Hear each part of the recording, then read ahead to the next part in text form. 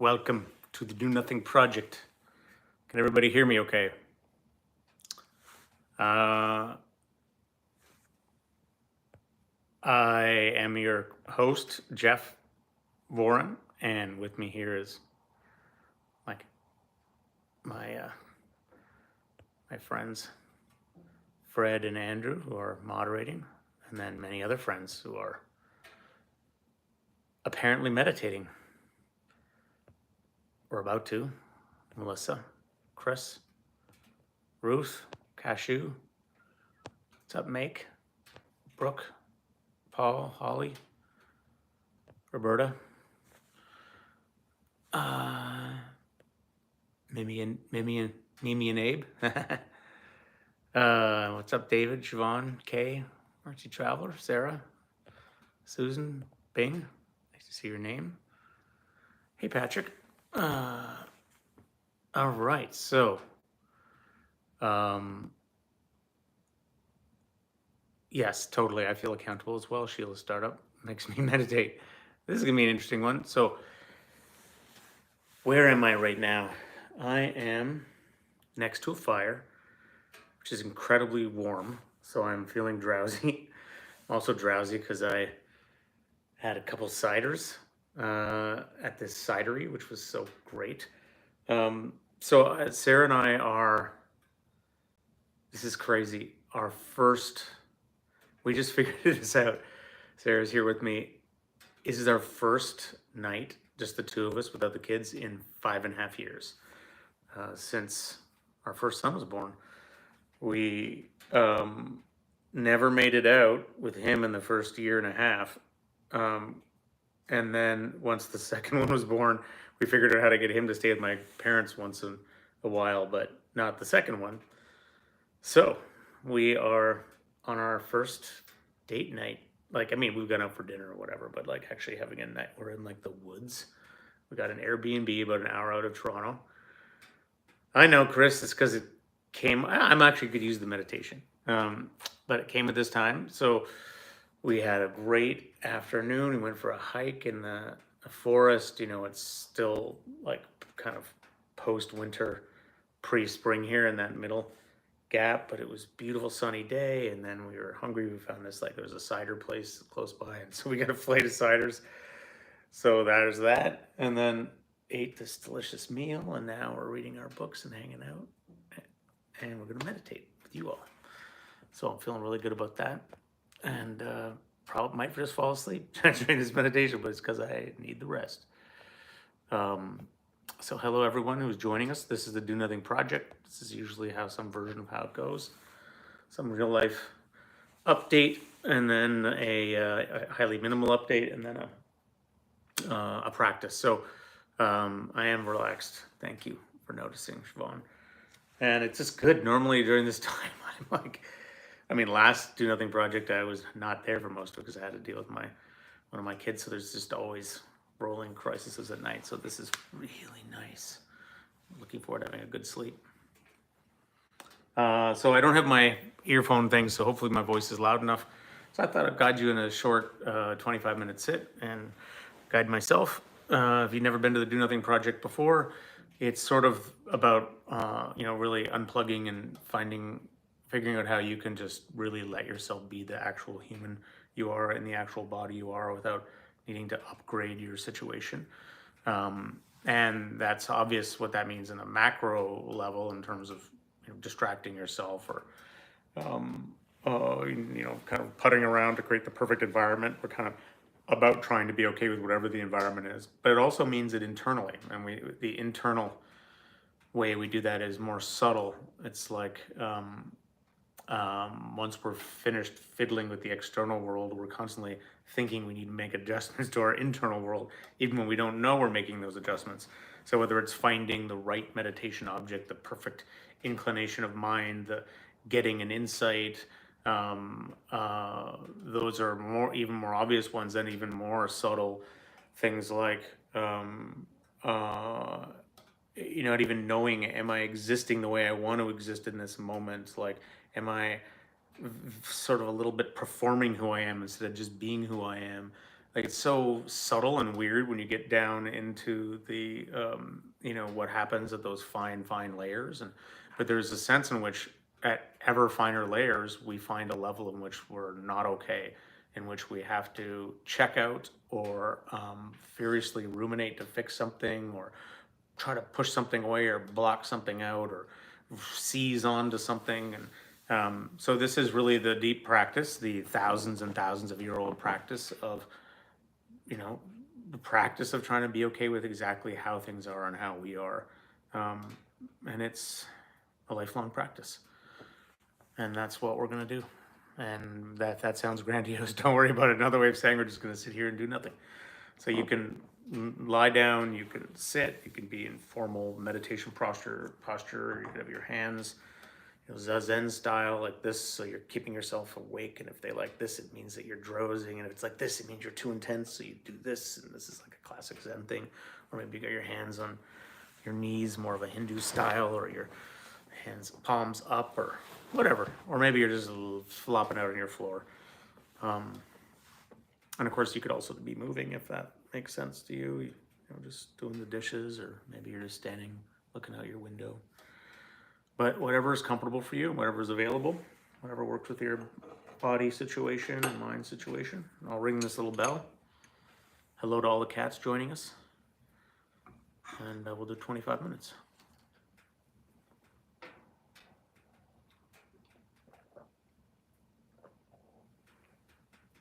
Nice, Andrew. Andrew was a Dudism acolyte, which is a fine religious tradition. I think you have to watch The Big Lebowski like 8 times before you really understand the depths of wisdom within that tradition. Nice, Deborah. Good to see you. Yeah, you're going to hear the sound of the fire. That should be nice. It's so freaking hot. It's boiling my leg. I have to move over a little bit. Risk plunging into these. What are they? Somebody knows the name of this plant, but it's not me. I think it's called a rhododendron. Rhododendron? Rhododendron, whatever. Okay. Put too many logs on the fire. Too many ciders in the intake pipe. Here we go.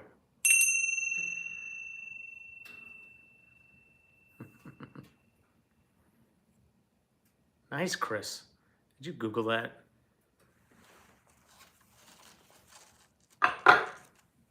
All right, so a few slow, deliberate breaths. If you like. Eyes can be open or closed, depending on what's comfortable for you. Sometimes having the eyes open can actually be helpful if you got lots of thoughts and daydreams.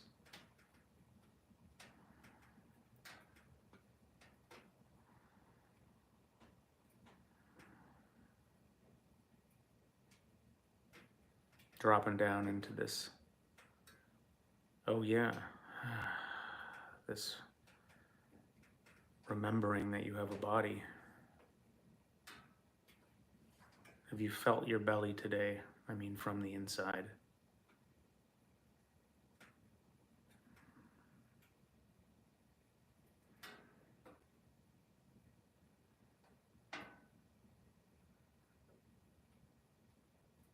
If you're feeling sleepy, a few deliberately extended inhales can help oxygenate the system a little bit.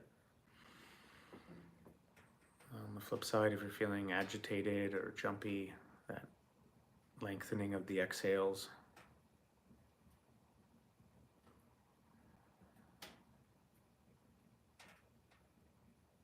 Kind of riding that little letting go of the diaphragm down. Arriving in your seat, in your body, arriving right here with the rest of us. And what is the attitude of the mind? It's a good question to ask at the beginning of a practice, or any time during a practice, actually.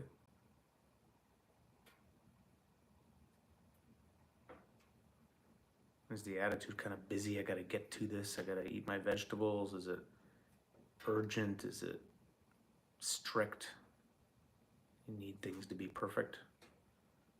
On the flip side, is the attitude kind of so I don't give a crap that you're just already drifting off? And the proper attitude you get many attitudes, but in a meditation like this, it's just accepting how things are, deciding to find something kind of satisfying about the fact that very little is happening. Kind of content with your circumstances, even if that's just a practice and there's discontent there.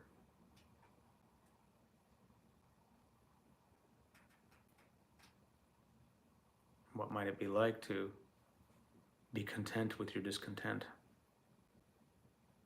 Be accepting.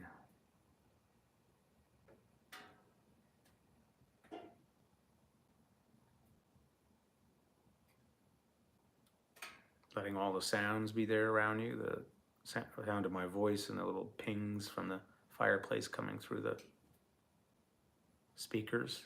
Also the sounds in your environment, whatever they are, nature sounds, city sounds, neighbor sounds.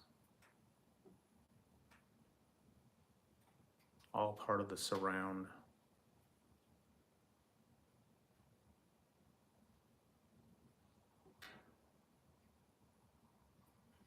Same with your internal state.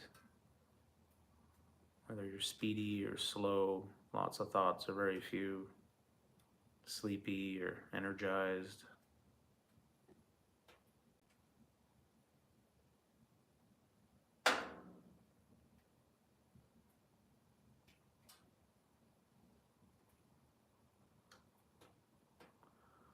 All moods, all states welcome.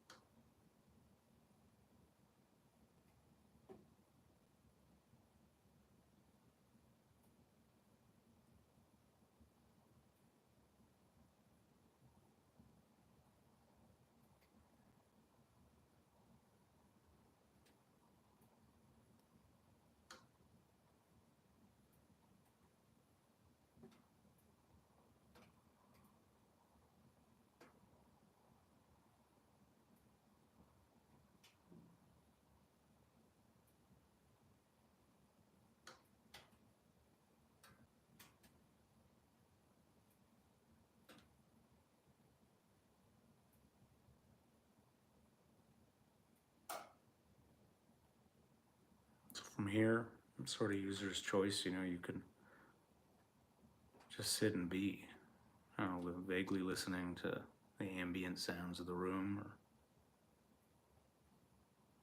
just being a body.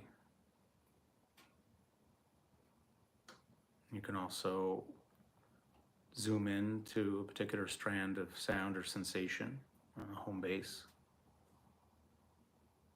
something to help simplify the mind, settle things a bit. That's also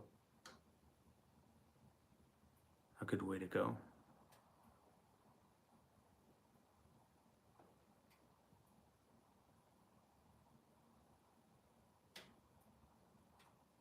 But easy going.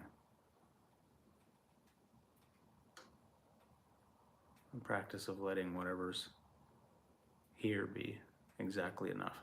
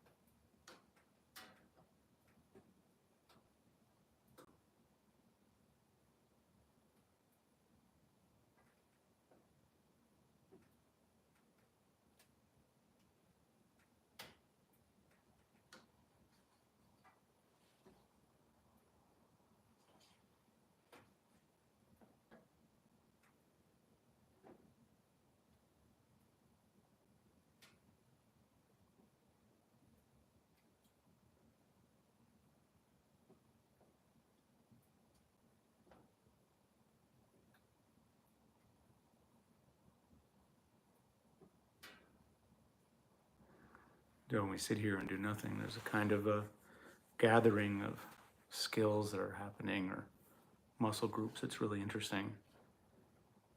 The most basic one is just the being with, the staying with something, the concentration piece, which is not about being tight or focused. It's just kind of having empathy with the breath, say, if you're staying with the breath, following it. Or it's just being with this moment, following it. And that is something we develop, kind of staying with something. There's the letting it be what it is, a kind of unconditional allowing of the thing, the sensations allowed to be what it is, the sounds are allowed to be what they are, our body's allowed to be what it is.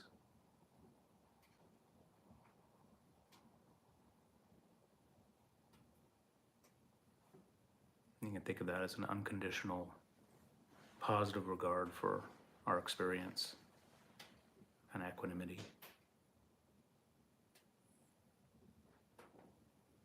And then there's the clarity piece, there's the knowing what's happening. I'm breathing, I'm hearing, I'm sitting, I'm drifting, I'm present, I'm thinking, I'm wondering. And then you can have a lot of that or a little of that. You can be really interested in following that moment to moment. That's more of a classic mindfulness practice. Or you can decide you don't really want to be working on that so much, and you can kind of let that go and be more flowing inside a sensation without the extra electricity of the noticing. You're still kind of noticing, but it's sort of a softer, more absorbed quality. It's nice. And all that happens when we sit here and do nothing.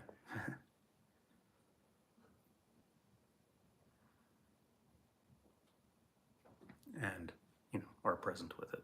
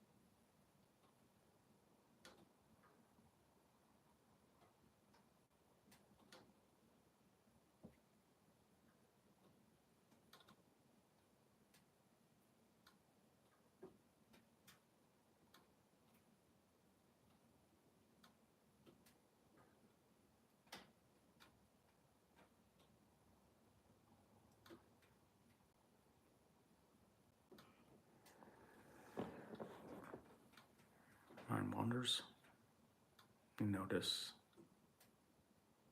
good-naturedly as part of what's happening. It's natural, this drift, coming back. It's sort of the primordial movement of attention, shifting, zooming out, coming in. And we can notice that and just let it happen and still have a preference for staying with the home base or just staying present with the whole surround.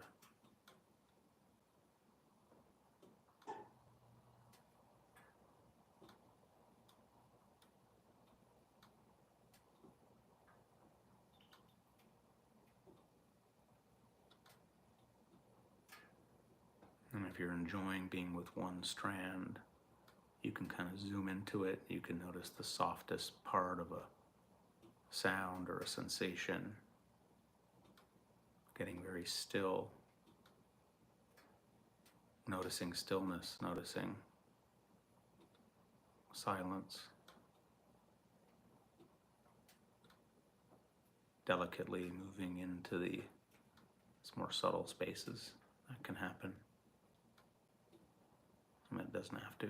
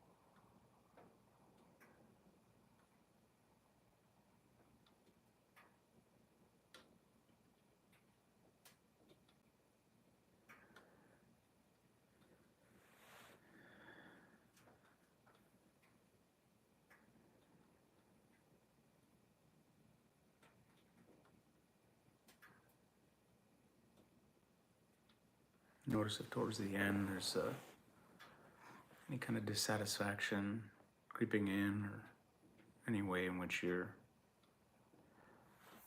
choosing to find this present moment experience anything less than just being fine for what it is. And can you drop any agenda and really let it be how it is?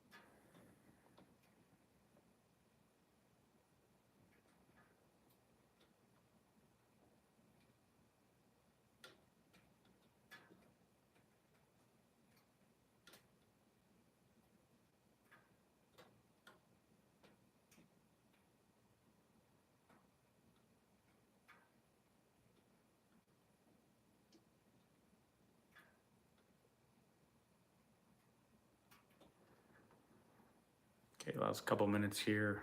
Like, nice to finish with a little loving kindness or appreciation practice of some kind. I had this weird idea of deciding to feel gratitude towards my internal model of meditation.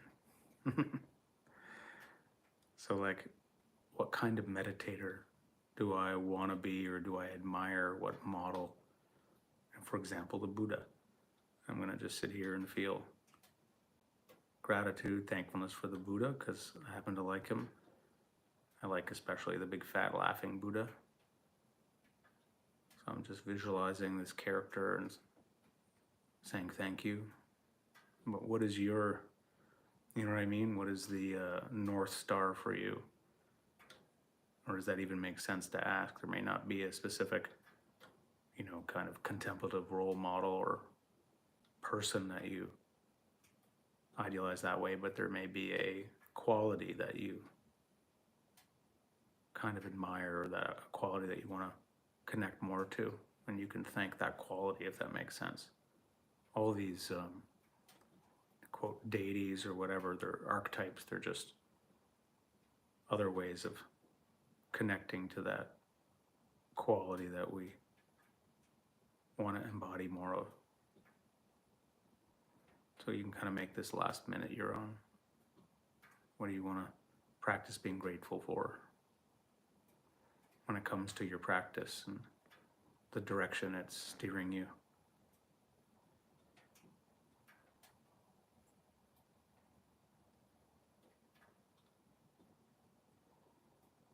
A lineage, a character, a mentor, a part of you.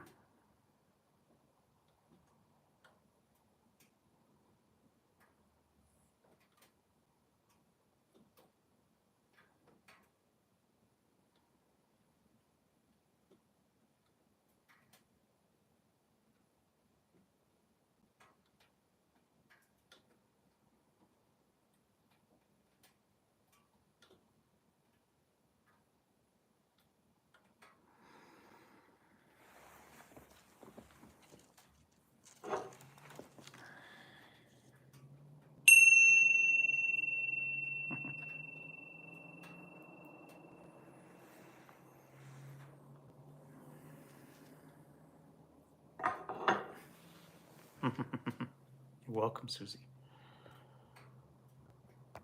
What are these plants again, Chris? Oh yeah, you're volunteering in a botanical garden. Sarah.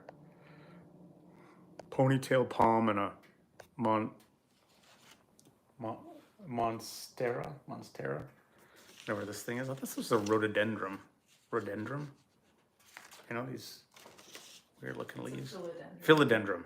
Yeah.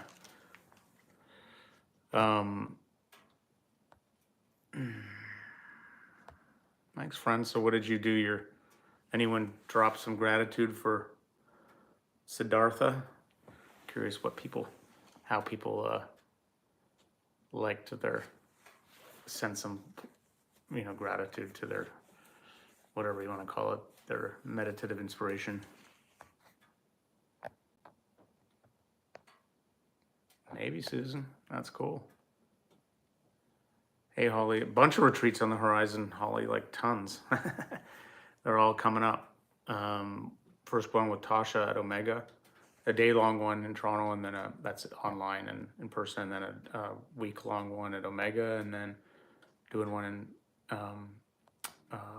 outside in BC, British Columbia, and then in August at Omega, and then meditation party, and then Being Human Takes Practice and Art of Living. They all happen in the summer and into the fall. Big Laughing Buddha, nice, Ruth. Yeah, oh, good to hear about the bell. Oh, thanks, Allison. I was feeling gratitude too. Simone saying her dog likes this bell better than the other one. It's more high-pitched. Nice, Marjorie. Old Oak Tree Brook, good.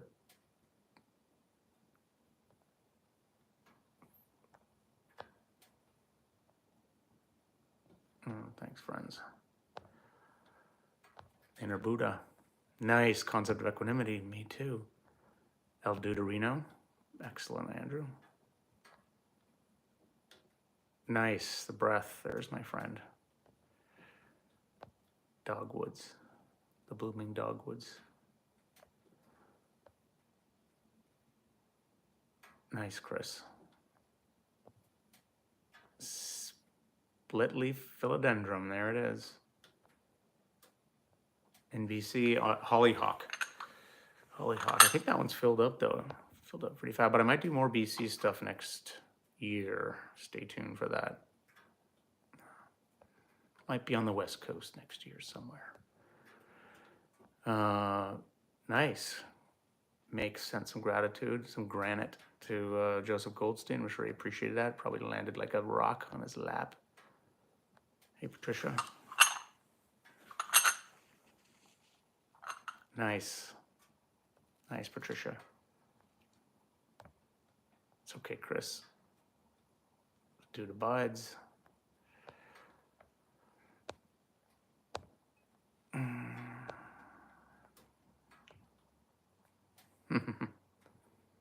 Nice, David. Cool to read all this. All right. I'd love to come to Kootenays. I hear it's gorgeous. Well, grateful for this group too, Artsy Traveler. Thanks, everyone. I'm gonna keep meditating for a bit if I don't fall asleep on this fire. Actually, I'm not gonna meditate. I'm gonna go hang out. My partner. Thanks, everybody. Have a great night. I'll see you next week. Thanks, Andrew. Oh, Andrew's putting lists of other meditation that happen through the week. So there's lots of resources here for everybody. Yeah, so many. From Andrew's practice on Wednesday, Brooke on Thursday, CEC on Monday. I'm doing a home base hangout. Actually, it is this week, this Thursday. Yeah. Good night, everyone. Thanks, everybody. Thanks, Andrew. Thanks, Fred.